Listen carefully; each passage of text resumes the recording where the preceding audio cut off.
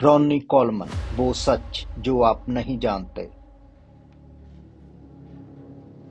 8 बार के mister Olympia, body building के बेताज बादशाह आज जिस स्थिति में हैं, वो उस रॉनी कोलमन से बहुत दूर है। जो रॉनी कोलमन स्टेज पर चढ़ते थे तो स्टेज थरथराने लगती थी।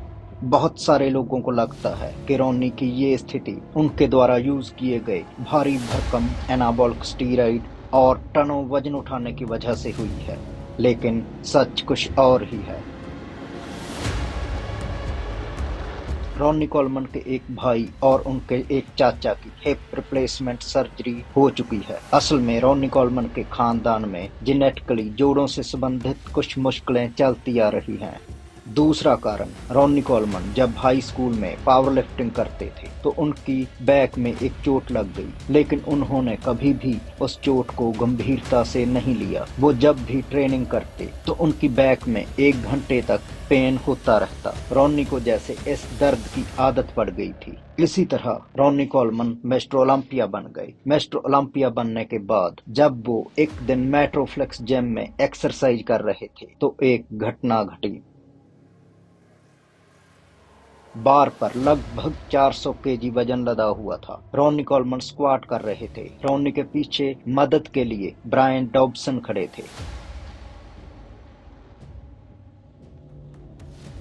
एक जोरदार आवाज आई, जैसे किसी ने किसी को बेल्ट से मारा हो। रॉनी ने अपना सेट खत्म किया, बैठे और ब्रायन डॉबसन से कहा कि क्या आपने सेट के दौरान मुझे बेल्ट से मारा था? ब्रायन डॉबसन ने कहा, नहीं, मैंने तो आपको छुआ तक नहीं। तो रॉनी ने कहा, ये जोरदार आवाज कहाँ से आई थी? तो ब्रायन ने कहा, हाँ, आवाज तो मुझे भी सुनाई दी थी। रॉनी घर चले गए, लेकिन आज 1 घंटे तक चलने वाला दर्द 2 घंटे गुजरने पर भी घटने की बजाय बढ़ता जा रहा था। आज रॉनी को पहली बार अपनी बैक की चिंता हुई। रॉनी डॉक्टर के पास गए तो डॉक्टर ने उनको स्क्वाट लगाने से सख्त मना कर दिया, क्योंकि उनकी बैक में स्लिप डिस्क की गंभीर मुश्किल पैदा हो गई थी। रॉनी ने डॉक्टर को कहा, ठीक है, मैं स्क्वाट नहीं करूंगा। लेकिन दूसरे हफ्ते से ही रॉनी ने फिर से भारी भरकम स्क्वाट करनी शुरू कर दी। तो अपने आखिरी मिस्टर ओलंपिया तक आते आते बैक की ये स्थिति हो गई थी कि वो मिस्टर ओलंपिया वाले दिन सारा दिन खड़े ही रहे, बैठे ही नहीं।